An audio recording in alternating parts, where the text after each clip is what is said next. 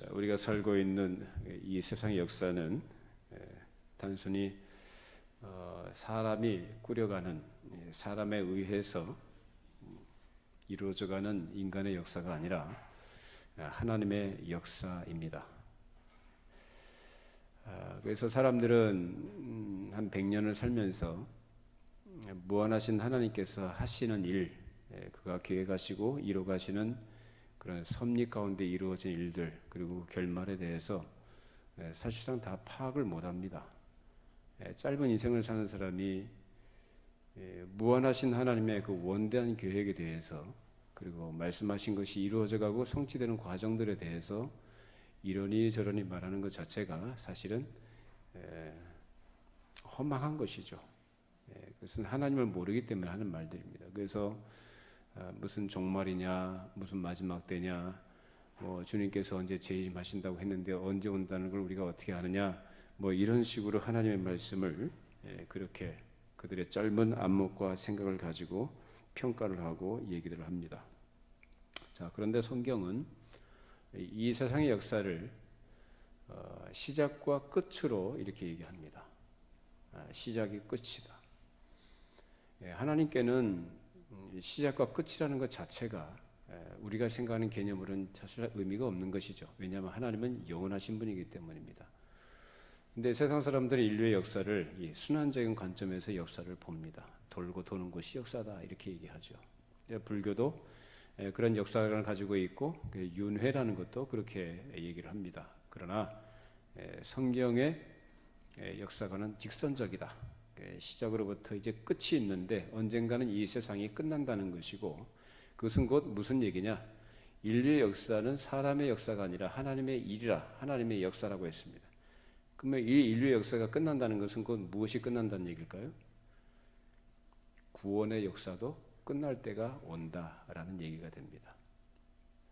우린 지금 그 마지막 최종적인 결말을 향해서 가는 그런 과정 속에 우리가 살아가고 있는 것입니다. 그 과정 속에 있는데, 그래서 성경에 말하고 있는 하나님의 계획들에 대해서 뭐 종말의 또 마지막 때에 예수님의 재림에 대해서 말하는 것들에 대해서 너무나 머나먼 그 훗날의 얘기, 너무나 막연한 것으로 이렇게 생각을 하면서 실감들이 안 나죠. 실감들이 안 나요. 그래서 사람들이 자기가 가지고 있는 생각이나 경험, 그리고 상식, 이런 것들을 가지고 자기 인생을 조망을 하고 판단하고 자기 생각대로 살아갑니다. 근데 신앙의 영역에서도 이제 그런 것들이 드러나죠. 그래서 이 세상에 소망을 두고 이 세상에 있는 것이 전부다라고 생각하는 사람들이 기독교 안에 들어와서 그 기독교라는 이름 아래서 이 세상의 것을 성취하려고 그렇게 묻어내를 쓰고 그런 소원을 품고 살아가기도 합니다. 자, 근데 그것은 성경에 가르친 기독교 신앙이 아닙니다.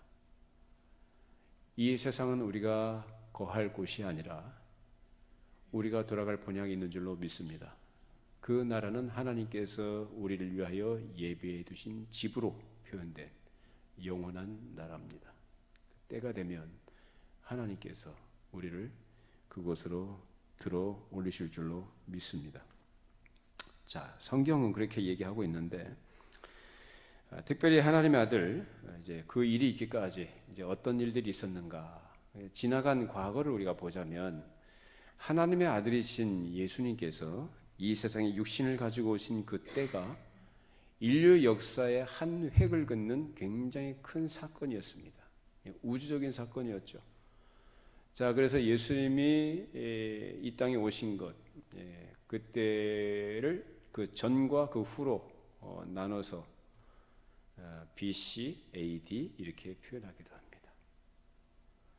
여러분, 일주일이 하루가 24시간이고 일주일은 7일이고 한 달은 30일입니다. 1년은 365일입니다. 이 법칙 누가 만드셨습니까? 사람이 만들었습니까? 사람은 누가 만든지도 생각하지도 못하고 당연히 그런 줄 알고 그 속에서, 그 틀 속에서 살아갑니다. 그 법칙 속에서. 그리고 모든 우주의 법칙이 한치의 오차도 없이 이 법칙 하에서 아주 정교하게 돌아갑니다. 과학의 법칙도 이 틀을 벗어날 수가 없습니다. 하나님께서 만드신 거죠.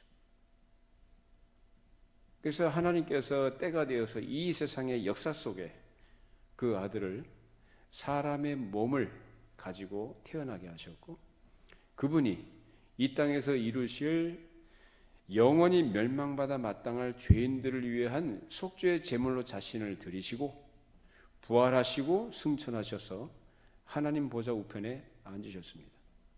자, 이때로부터 새로운 시대가 열린 겁니다. 왜 새로운 시대입니까? 하나님의 아들이신 그분이 승귀하셔서 높아지셔서 만왕의 왕으로 자리하심으로 이제 그의 통치가, 온 우주가 그의 통치 아래 들어가게 된 것이고 그가 다스리는 시대가 열리게 된 거죠. 그래서 하나님께서 사도들을 통해서 이제 복음을 전하게 하시죠. 예수님의 제자로 부름받았던 자들 하나님께서 또 특별히 그들을 사도로 칭하시고 세우셔서 복음을 전파하게 하시는데, 사도들이 전했던 복음의 내용이 뭡니까? 예수 그리스도가 하나님의 아들이시다라는 것. 그리고 하나님께서 이 세상에 대해서 공의로 심판하실 날이 있다라는 사실. 그리고 하나님께서 그 심판에서 건져내시는 하나님의 백성들을 향해서 하시는 말씀, 그 천하 만민에게 복음을 전파하도록 하셔서 하신 말씀이 뭡니까? 회개하라는 겁니다. 회개는 내 마음을 돌이켜서 그냥 찔리는 것을 고백하고 무슨 다짐하고 결심하는 것이 회개가 아니라 가치관이 바뀌는 겁니다. 인생관이 달라지는 것이고 역사관이 바뀌는 것이고 그의 생각과 그에 따른 행동이 달라지는 것이 바로 회개입니다. 그러니까 하나님을 대적하던 원수된 자리에서, 자기가 왕 노릇하던 자리에서, 자기가 주인 노릇하던 자리에서 내려오고 온갖 부패하고 타락한 그 본성을 따라 살았던 삶을 청산하고 이제 그 마음을 하나님께로 돌이켜서 하나님의 말씀을 따라 순종하는 자로 살아가는 것, 그것이 회개입니다. 그래서 이런 회개한 자들이 이제 세계 천하 만민 가운데서 부르심을 받아서 이제 어디에 들어오게 됩니까? 교회로 들어오게 됩니다. 교회에 들어와서 이제 하나님의 은혜의 왕국을 이제 이 땅에 구현해내는 그런 영적 공동체로 존재하게 된 것이죠. 교회는 그겁니다. 그래서 이것이 교회의 특성이라고 할 때에 많은 신자들이 그동안 많이 일어났고 하나님 나라에 들어갔고 여러 곳곳에 거룩한 교회가 서게 된 것이죠. 자, 이제 이 빛의 나라에 들어온 하나님의 백성들은 그리스도의 새 계명이 그들의 생활 지침이 됩니다. 하나님께서 그리스도를 통해서 나타내신 사랑과 그 은혜가 어떠한 것인지를 알고 그 은혜의 성격을 알기 때문에 너무 감사한 거죠. 그러한 사랑을 나 같은 죄인에게 베풀어 주신 그 은혜가 너무나 감사하고 또 동시에 사랑하는 마음이 있어서 그 계명을 지켜나가게 되는 것입니다. 그것이 바로 요한일서에서 사도 요한이 그동안 우리에게 쭉 가르쳐왔던 내용들입니다. 성도의 사귐이라는 것. 그래서 같은 사랑을 입은 자들로서 그 같은 사랑의 성격을 갖고 있는 자들이 알기 때문에 서로를 바라볼 때 긍휼히 여기고 사랑하는 마음으로 복음 안에서 교제하게 되는 것입니다.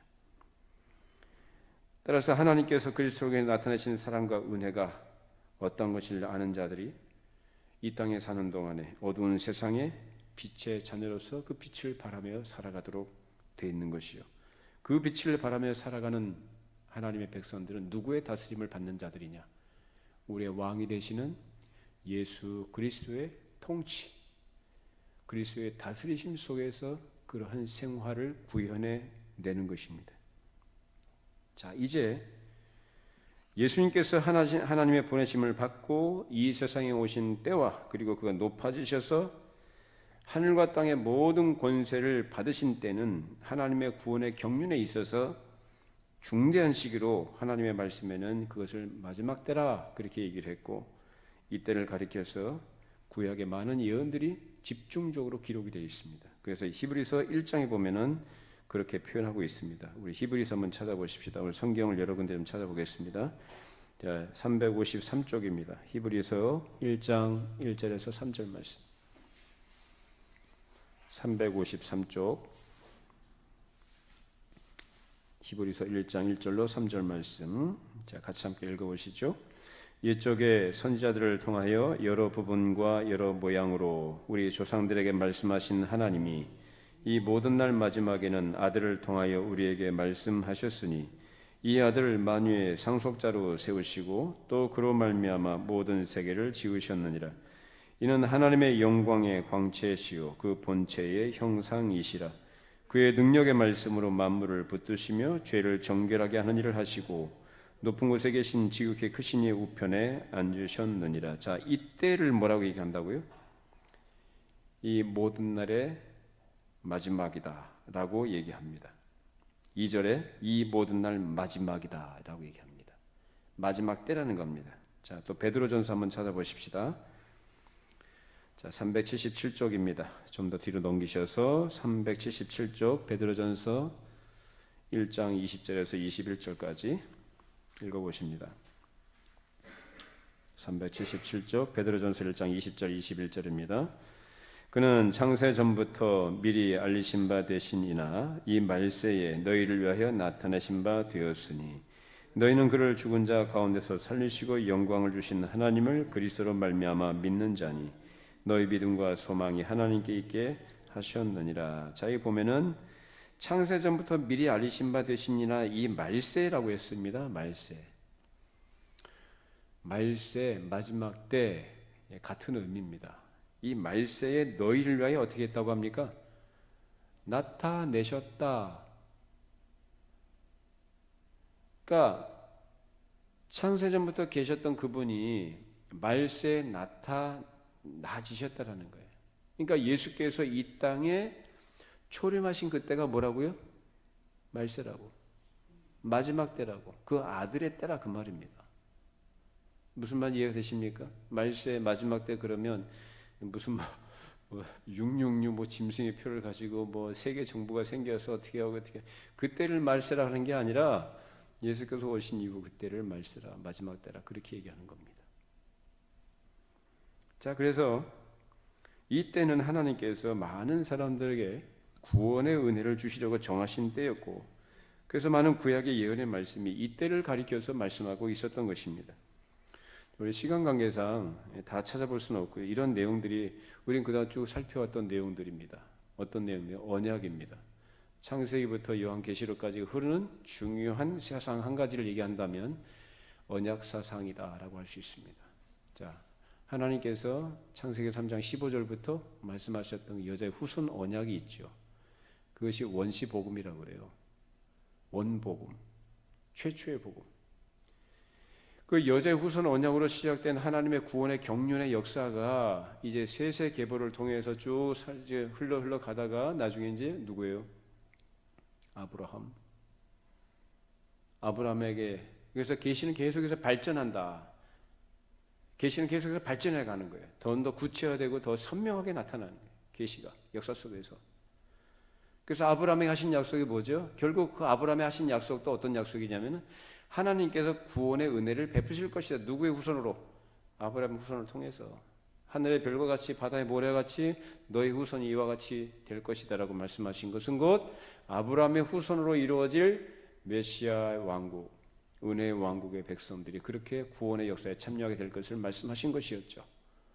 자, 아브라함의 후손으로 또 누가 태어납니까? 나중에 다윗. 아브라함으로 인해서 아브라함, 이삭, 야곱을 통해서 이제 야곱이 애굽에 내려가서 12아들로 인해서 이제 한 민족의 틀을 형성하게 되는 때가 바로 애굽에서의 430년 기간이에요. 거기에서 이제 그들이 하나님께서 출애굽 시키셔서 그들이 약속의 땅 아브라함에게 하셨던 가나안 땅에 그들이 입성하게 됩니다. 정복 전쟁을 통해서 그들이 땅을 분배받죠. 그 가나안 복지는 그건 무슨 모형이냐? 하나님께서 그리스도를 통해서 베푸실 하나님 나라, 하나님 왕국, 그것을 상징적으로 보여주는 것이었지. 그것이 궁극적인 목표는 아니었어요. 그러니까 땅의 복 얘기하지 마세요. 땅의 복도 좋지만 하나님께서 우리에게 궁극적으로 주시고자 하시는 그게 아니고 하나님 나라입니다. 이 땅에서 우리가 경험하고 있는 것들은 이제 하나님께서 살아계신 하나님 되시고 우리 연약함들과 우리의 모자란 부분들을 하나님께서 이렇게 훈련시키고 단련시키고 그렇게 든든하게 세워져 가도록 하기 위해서 하나님께서 일하신 것을 경험하게 하시는 것들입니다. 그것이 궁극적으로 우리에게 주시고자 하신 것들은 아닙니다. 아브라함의 복도 구원의 복이고 다윗에게 허락하신 것도 구원의 복이고, 그래서 결국 아브라함의 후손, 다윗의 후손 이렇게 말씀하신 이 말씀이 성취로 이 땅에 오신 분이 누굽니까? 예수님. 그래서 복음서에도 그렇게 많이 나와 있죠. 다윗의 자손, 호산나 다윗의 자손, 아브라함의 자손으로 표현된 예수님, 그분이 하나님이신 그분이 예언을 따라 말씀의 성취자로 이 땅에 오셨던 것입니다. 자, 그렇게 해서 이때부터 셀 수 없는 많은 사람들이 그리스도를 통해서 복음을 듣게 되었고, 이제 예수님에 대해서 사도 바울도 어떻게 진술을 하냐면 로마서 1장에서 자기가 전하는 복음이 어떤 것인지를 밝혀 드러냅니다. 자, 로마서 1장 2절로 4절 보십시다. 로마서 1장 2절로 4절 238쪽입니다. 238쪽 로마서 1장 2절로 4절. 자, 같이 함께 읽어보시죠. 이 복음은 하나님이 선지자들을 통하여 그의 아들에 관하여 성경에 미리 약속하신 것이라. 그의 아들에 관하여 말하면 육신으로는 다윗의 혈통에서 나셨고 성결의 영으로는 죽은 자들 가운데서 부활하사 능력으로 하나님의 아들로 선포되셨으니 곧 우리 주 예수 그리스도시니라. 여기 보면은 그 아들에 관하여 말하면 뭐라고 합니까? 육신은 다윗의 혈통에서 나셨고, 그래서 선지자들을 통하여 그의 아들에 관하여 성경에 미리 약속하신 것이다 해가지고 그 아들에 관하여 말하면 누구의 혈통이라고 합니까? 다윗의 혈통으로 나셨다라고 얘기합니다. 그리고 그분이 하나님 우편에 앉으신 것은 하나님께서 이 세상에 복음을 전해서 복을 주시려는 하나님의 구원 경륜의 굉장히 중요한 사건이었습니다. 이때로부터 이루 말할 수 없는 많은 사람들이 동서로부터 와서 복음을 듣고 영원한 생명을 얻어 하나님 나라 백성이 된 것이죠.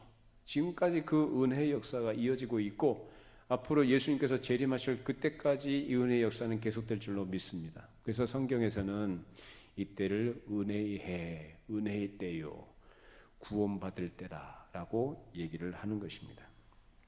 이처럼 그리스도께서 이 세상에 오시고 하나님 우편에 앉으신 때는 구원의 날이요, 은혜를 받는 기쁨의 시기이면서 동시에 이 마지막 때는 어떤 특징을 갖고 있는가? 성경이 뭐라고 얘기하냐면 괴로움과 두려움의 날이라고 얘기합니다. 왜냐하면 복음이 이 땅 온 세상 곳곳 여러 모든 민족과 방언 가운데 전파될 때 그 복음을 듣고 믿는 사람이 있는가 하면 또 많은 사람들이 복음을 듣고 어떻게 해요? 듣고 믿어야 합니다. 안 믿습니다. 그 마음이 얼마나 완고한지 복음을 우습게 여기고 자기 육체의 욕심과 본성을 따라서 살아가기를 원하고 그것을 즐기고 거기서 돌이키라는 하나님의 말씀을 무시하고 경멸합니다. 그런 의미에서 보면은 참 전도가 참 어려워요. 정말 어려워요. 누가 복음을 전하면 반갑게 맞고 그것을 기쁘게 받아주고 수용해주고 그럼 얼마나 참 재미있겠습니까? 근데 어떻습니까? 복음 전하면 평소에 괜찮아 보였던 관계까지도 깨지죠. 별로 안 좋아하고 부담스러워하고 피하려고 합니다. 그건 양반이죠. 아주 거칠게는 어떻게 해요? 욕해요. 그리고 거절해요. 그래서 전도할 때 힘든 게 뭐냐면 어려움을 겪는 게 그 거절감.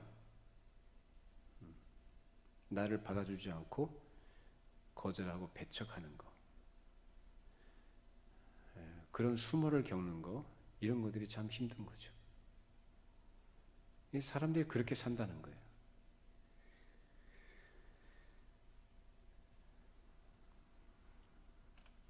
그리고 마귀와 그 후에 악한 영들이 이미 그리스도에게 패배를 당했지만 이제 자기 때가 얼마 남지 않은 것을 알기 때문에 끝까지 발악을 하면서 그리스도를 대적을 하고 하나님의 백성들을 공격하고 또 꿰어서 멸망시키려고 합니다. 그래서 수없이 많은 시험들과 공격들이 우리 신앙생활 가운데 있는 거예요. 현실적으로 또 영적으로 우리를 막 힘들게 한 것이 얼마나 많습니까? 그래서 사도들하고 하나님의 종들은 이때, 즉 은혜의 때요 구원받을 때라고 하는 이 때를 동시에 뭐라고 얘기했냐면 어둠과 고통의 때다라고 가르쳤던 겁니다. 그것이 무슨 특징이냐? 말세의 특징이에요. 마지막 때의 특징입니다. 자, 디모데후서 3장 한번 찾아보십시다. 디모데후서 3장 1절로 5절 말씀 345쪽에 있습니다. 345페이지 디모데후서 3장 1절에서 5절 말씀. 자, 같이 함께 읽어보시죠. 디모데후서 3장 1절로 5절. 너는 이것을 알라. 말세에 고통하는 때가 이르러 사람들이 자기를 사랑하며 돈을 사랑하며 자랑하며 교만하며 비방하며 부모를 거역하며 감사하지 아니하며 거룩하지 아니하며 무정하며 원통함을 풀지 아니하며 모함하며 절제하지 못하며 사나우며 선한 것을 좋아하지 아니하며 배신하며 조급하며 자만하며 쾌락을 사랑하기를 하나님 사랑하는 것보다 더하며 경건의 모양은 있으나 경건의 능력은 부인하니 이 같은 자들에게서 내가 돌아서라. 야, 참 이건 말세에 고통하는 때다라고 얘기합니다. 고통하는 때인데 사람들이 이걸 고통으로 여기지 않죠. 그걸 즐기죠. 그만큼 무지하고 어두운 시대라 얘기합니다. 빛이 비추어도 그 빛을 거부하는 거죠. 어쩌면 우리 사람들이 가지고 있는 특징들이 이렇게 다 어떻게 이렇게 세밀하게 이렇게 기록이 되어 있습니까? 예? 자기 사랑하는 것이 제일 먼저 나와요. 자기 사랑. 이 자기 사랑으로부터 나온 것이 뭐냐? 그 뒤에 쭉 열거되는 것들이다. 그렇죠? 하나님을 사랑하면 이렇게 안 해요. 하나님을 사랑하면. 근데 사람의 마음속에 하나님을 사랑하는 게 아니라 하나님을 싫어해요. 누구를 좋아해요? 자기. 아주 지독한 자기 사랑에 푹 빠져서 자기를 위해서 자기 한 번뿐인 인생을 불태워가며 살아가는 것이 바로 이 말세의 특징이라고 이렇게 적시하고 있습니다. 이때에 사람들이 하나님 말씀을 더 무시하고 하나님을 두려워하지 않는 그러한 현상들이 나타난다고 미리 말했던 것입니다. 하나님을 두려워함이 없기 때문에 이런 일들을 꺼리낌 없이 자행하면서 살아가는 거예요. 하나님 무서워하지 않으니까. 예수 믿는 사람은 이렇게 못 살죠. 이렇게 안 살도록 되어 있다. 새 계명이라고 말씀했던 아까 앞서 말씀드렸던 부분이요. 새 계명이 예수를 믿는 신자들의 생활 준칙이다라는 거예요. 자, 예수님께서도 이 훗날에 대해서 하신 말씀이 있죠. 한 군데만 보십시다. 마태복음 24장입니다. 자, 마태복음 24장 23절에서 27절까지.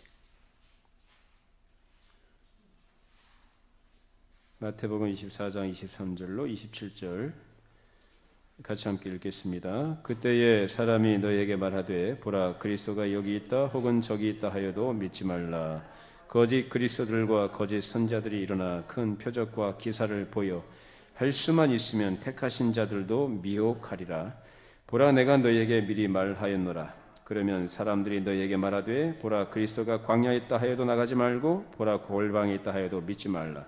번개가 동편에서 나서 서편까지 번쩍인같이 인자의 임함도 그러하리라. 자, 앞서 디모데후서 3장에서 말씀하신 거하고 또 예수님께서 하신 말씀 특징이 뭡니까? 혼란스럽죠. 안정감 있습니까? 혼란이 느껴집니까? 예, 어지럽고 정신이 없어요. 혼란스럽고 마음에 또 삶에 안정이나 평안이 없는 그 시대가 어떤 시대냐면 마지막 때 말세라고 얘기합니다. 그러면 이런 시대가 오늘 굳이 우리가 살아가는 이 시대만이 그러냐? 아니요. 이 세상은 언제나 그래 왔어요. 근데 더 두드러지게 특징적으로 더 광범위하게 나타나는 때가 언제부터였느냐? 마지막 때로 표현된 예수님께서 이 땅에 오신 이후부터 더 그러하다. 왜 그런다고요? 마귀가 자기 때가 얼마 남지 않은 걸 안다고 그랬죠. 그래서 할 수만 있으면 어떻게든지 택하신 자라 할지라도, 그러니까 이건 여러분 표현을 잘 들으셔야 돼요. 택하신 자도 그렇게 미혹을 당해서 멸망당하는 길로 끌려 들어가느냐라는 걸 얘기하는 게 아니라 마귀가 그토록 집요하게 택하신 자라 할지라도 미혹해서 멸망시키려고 발악을 한다 그 말입니다. 그만큼 치열하다는 거예요. 그만큼 집요하고 그만큼 공격적이다라는 거예요. 온갖 가면이설로 거짓된 것으로 심지어는 기적과 이적 이런 것들을 보인다 그랬잖아요. 말씀하고 있지 않습니까? 큰 표적과 기사를 보여서라고 얘기합니다. 사람들이 어디 많이 속냐? 말에 속아요? 보이는 것에 속아요? 말로도 속지만 직접적으로 보여주면 그것은 더 말할 거 없죠. 큰 표적을 보여주고 예를 들어서 불치병이 낫는다. 그러면은 여기에 계신 분들도 아마 불치병이면 거기 가면 안수만 다 낫는다 하면 다 그냥 혹해가지고 그럴 사람들이 있을 것 같아요. 말씀하면서도 말씀보다는 그래도 직접적으로 내가 보고 내가 경험하는 것, 체험하는 것이 더 확실하지 않겠냐? 고개를 끄덕끄덕 하고 계십니다. 속지 마세요. 예언이다. 또 계시를 받았다. 앞날에 대해서 어떻게 말씀해 주신다. 근데 그 말이 맞아요. 꿈을 꿨는데 꿈대로 또 말한 대로 그것이 다 이루어졌어요. 그런 일들이 있습니까? 없습니까? 있지요. 근데 그것이 다 하나님께서 보내신 일이나 하나님의 일이냐? 아니요. 오히려 신명기 13장인가? 거기 보면은요. 그런 사람들은 다 잡아 죽이라고 합니다. 그들의 말을 따르지 말라고 합니다. 그들이 그렇게 하는 이유, 그렇게 꿈을 얘기하고 꿈에 또 예언한 것들이 맞아 떨어진다 할지라도 그렇게 하는 목적이 뭐냐? 결국은 하나님의 말씀에서 너희를 떠나도록 하기 위한 것이다라고 분명히 얘기하고 있어요. 하나님이 말씀하셨어요. 이런 말씀을 잘 분별하셔서 말씀 안에 거하시고 말씀 따라가시기 바랍니다. 여러분 호기심 따라가지 말고 수많은 이단들이 그런 능력을 보여주고 그런 가문이설로 형용할 수 없는 말 장난으로 말 잔치를 가지고 사람들을 미혹을 하고 사람들을 속여왔습니다. 어떻게 그렇게 속을 수가 있지라고 생각하겠지만 미혹의 영이 역사하면요 그렇게 끌려갑니다.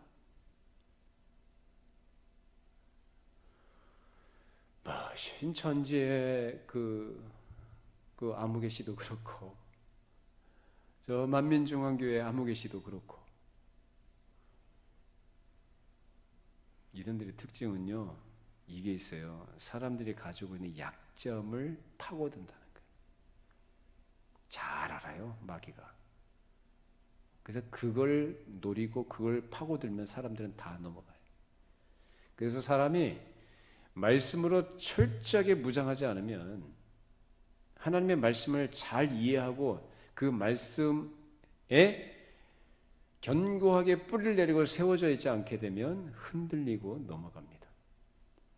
그래서 중요한 것은 아무리 강조해도 지나치지 않는 말씀. 성경 말씀을 잘 이해하시고 잘 정리를 해두시고 성령께서 여러분 안에 그러한 믿음 안에 거하도록 하실 때 우리는 흔들리지 않고 끝까지 갈 수 있습니다. 선택하신 자들을 그렇게 보존하실 줄로 믿습니다. 자, 보존하실 줄로 아는데 이제 우리가 그렇게 보존되어져야만 하는 환경 속에서, 그런 시대 속에서, 그런 조건 속에서 우리가 살아간다 하는 것을 우리가 지금 확인하면서 그런 것들을 분별을 해야 된다 그 말입니다. 그냥 믿고 맡깁니다 하고 아무것도 안 하고 우리가 모르면은 허구예요, 허구. 믿는다는 것도 허구고.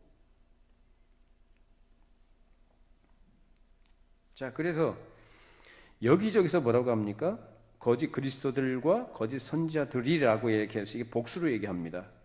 여러 사람들이 그렇게 거짓된 것을 가지고 사람들을 속인다는 거예요.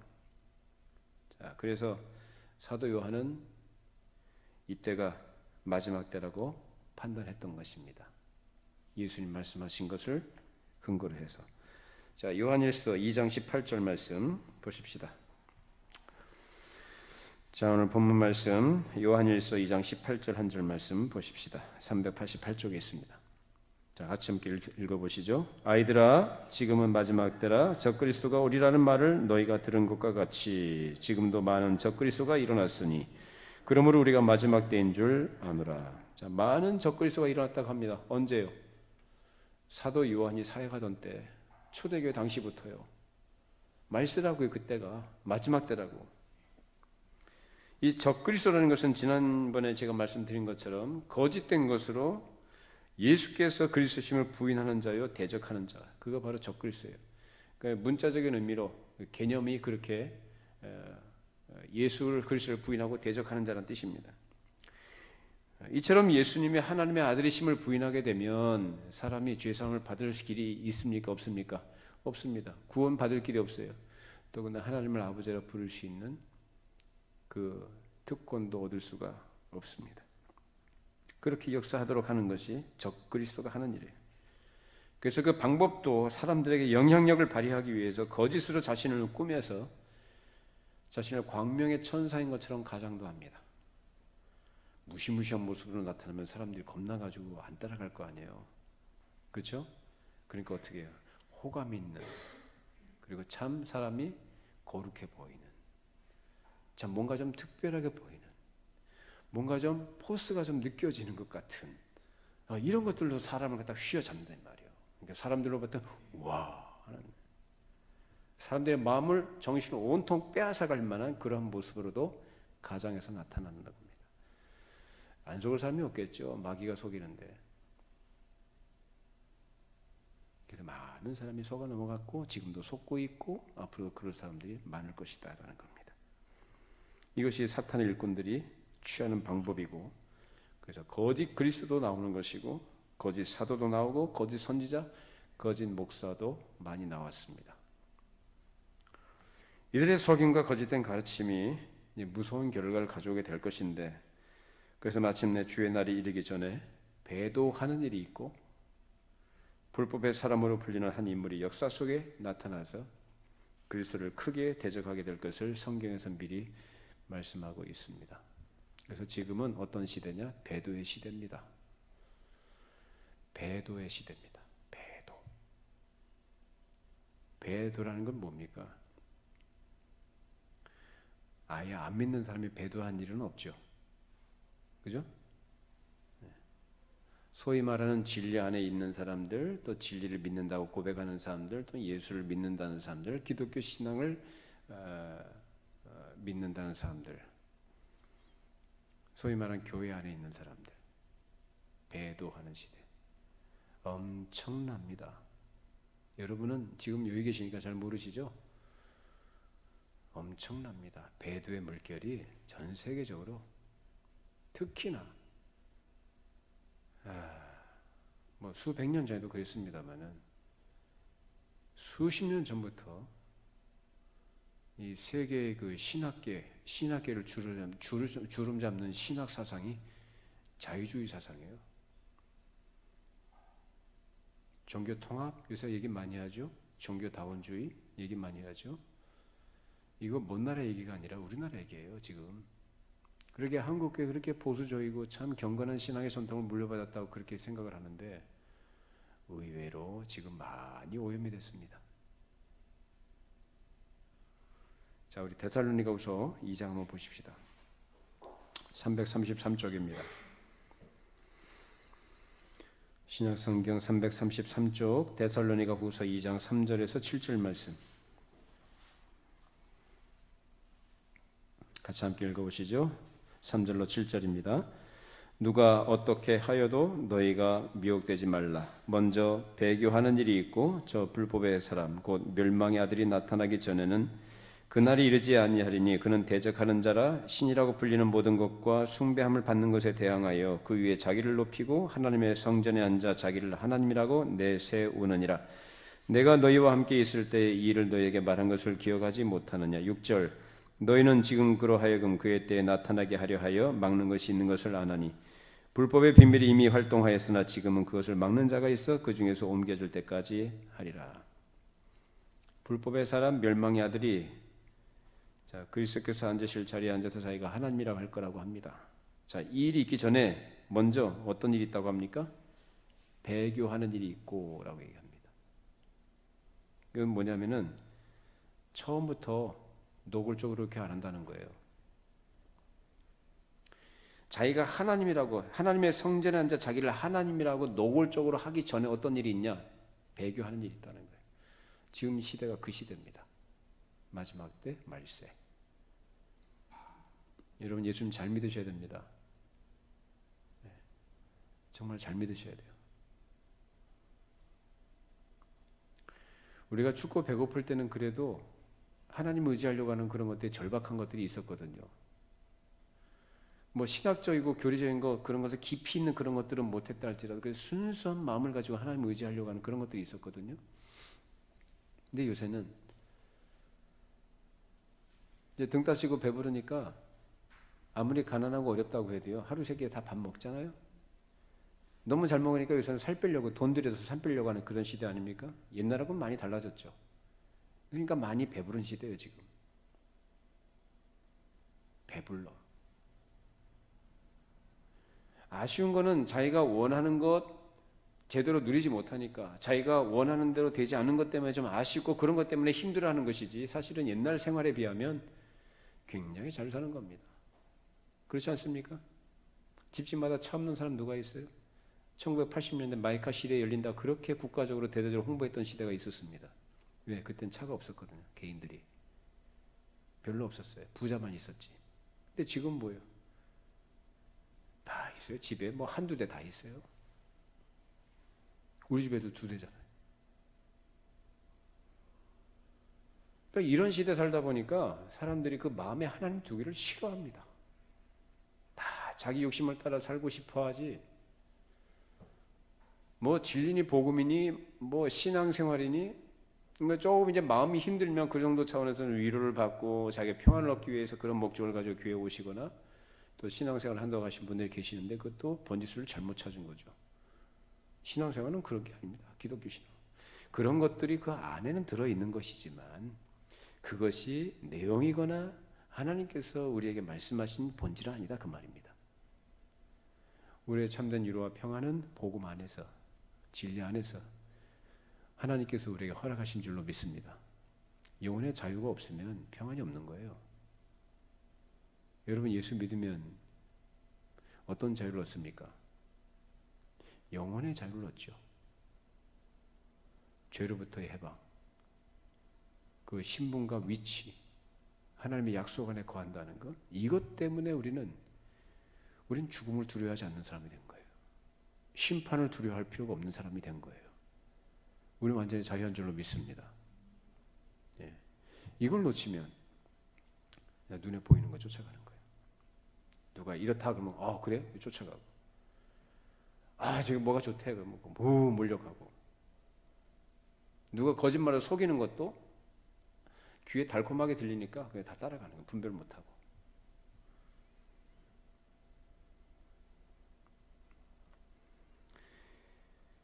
거짓 그리스도는 먼저 이 세상에 배도하는 일이 발생하도록 역사하고 결국 언젠가는 적 그리스도가 인류 역사상에 출현해서 멸망의 일을 자행할 것입니다. 그래서 멸망의 아들이라고 하는 거예요. 그래서 그 노골적으로 처음부터 거대한 불법을 자행할 수 없어요. 왜냐? 그래도 이 세상에서 일반 세상의 법칙 하에서도 어떤 불법이라는 것을 자행하면 거기에 따른 견제 장치라는 것이 법으로 규정이 되어 있기 때문에 노골적으로 처음부터는 그렇게 못합니다. 자, 예를 들면, 자, 우리 헌법에 간통죄가 폐지된 것이 벌써 몇 년 됐죠. 그죠? 우리나라 굉장히 정서가, 법정신이 굉장히 보수적이었었거든요. 근데 그게 그렇게 위헌이라고 판단 내리지는 상상도 못했던 일이 벌어진 거예요. 몇 년 전에. 그 전에는 어땠어요? 간통하면 법으로 처벌을 했어요.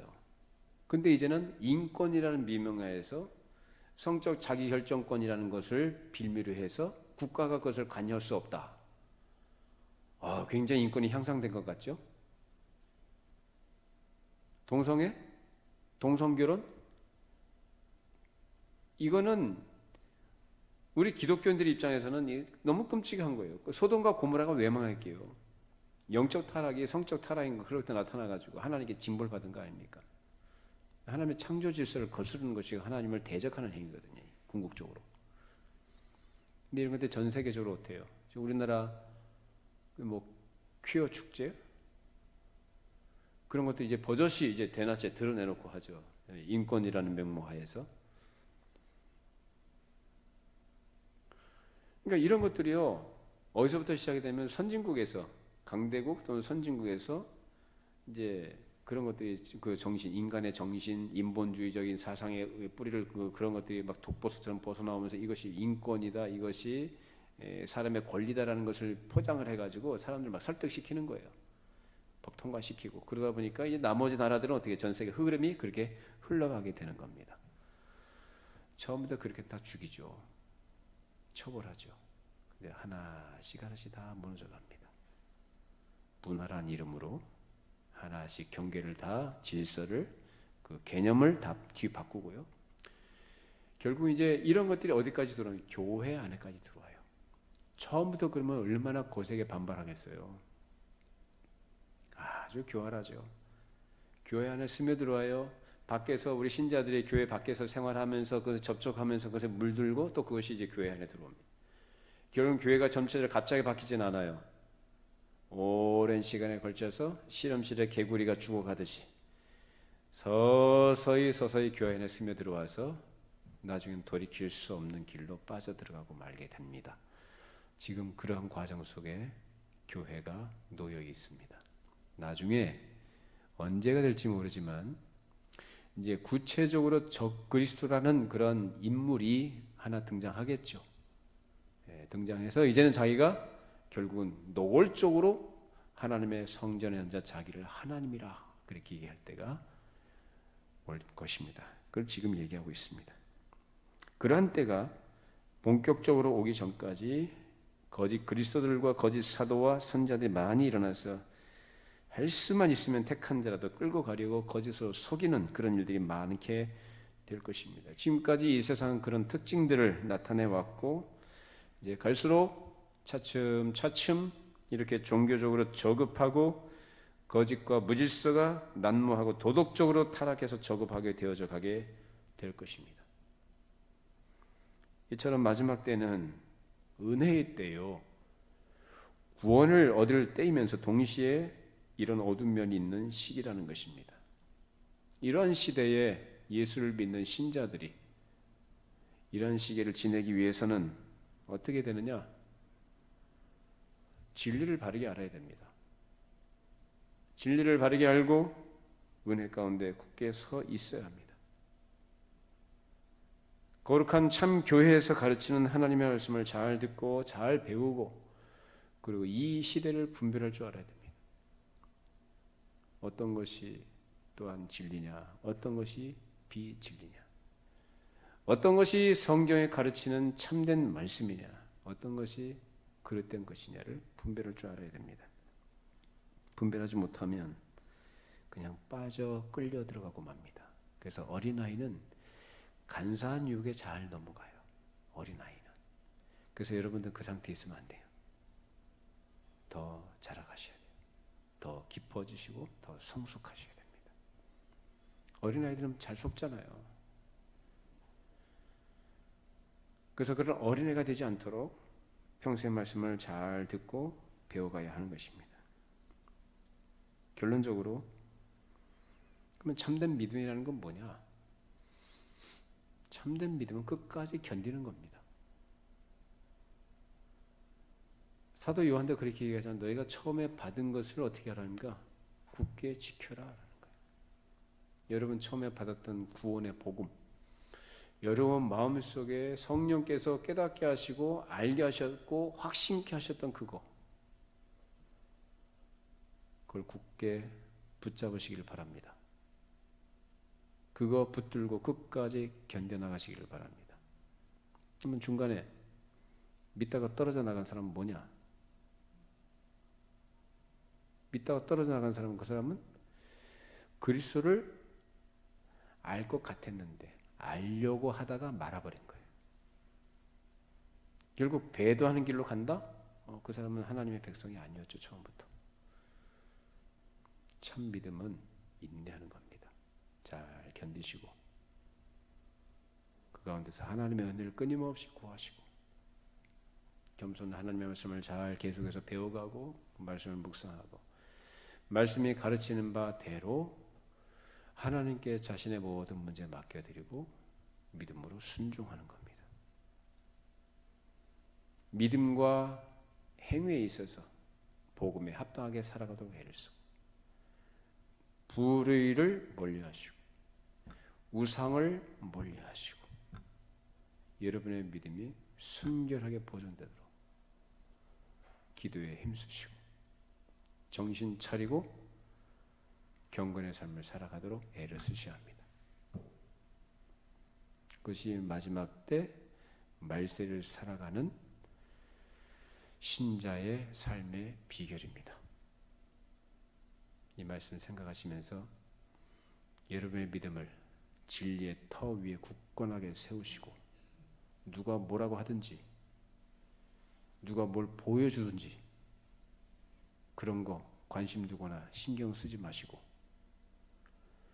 여러분이 몸담고 있는 교회에서 가르치는 말씀 잘 귀담아 들으셔서 그 말씀을 통해서 은혜 받으시고 진리 안에서 하나님을 아버지라 부르며 주께서 우리를 언제 불러가실지 모르지만 불러가실 때까지 주님께서 다시 재림하실 때까지 믿음 안에 거하시기를 바랍니다. 기도하시겠습니다. 거룩하신 하나님 아버지, 우리에게 진리의 말씀을 알게 해주시고 또 이해하고 깨닫게 해주시고 그 말씀으로 우리를 낳아주셔서 하나님의 거룩한 자녀 되게 해주심을 감사를 드립니다. 거룩한 교회에 죄를 불러주셔서 지체가 되게 해주시고 복음 안에서 교제하며 함께한 소망 안에서 우리에게 허락하신 믿음의 교제를 나누게 해주심을 감사를 드립니다. 주님의 마지막 시대에 이 마지막 때에 이 세상의 혼란과 이 세상에 그런 하나님을 대적하고 반대하는 거스르는 이 시대의 흐름이 어떠한 것인지 저희들이 잠시 생각해 보았습니다. 주님, 이러한 현실 속에서 우리가 살아갈 때 우리 힘과 우리의 생각으로는 도무지 이겨나가고 감내할 수가 없사오니 주님, 저희들에게 날마다 주의 성령으로 저를 감화하셔서 진리로 이끌어 주시고 하나님의 말씀을 잘 듣고 귀담아 듣고 배워서 그 말씀을 통해 우리에게 깨우쳐 주신 바대로 또 우리에게 주신 그 은혜를 따라 하나님 오직 하나님만 의지하게 하시고 진리의 말씀을 성경 말씀대로 믿고 순종하는 길로 나가도록 저희들을 도와주시옵소서. 하나님, 배도하는 시대에 이 배도하는 고도의 배도하는 이 흐름 속에서 우리의 신앙을 순결하게 잘 지켜나가도록 도와주시고 좌우로 우리의 눈을 돌리지 않도록 저 천성에 우리 아버지께서 우리를 위하여 예비해 두신 그 영광의 나라를 바라보면서 한 걸음 한 걸음 겸손히 주님과 동행하는 믿음의 승리자들이 되게 하여 주시옵소서.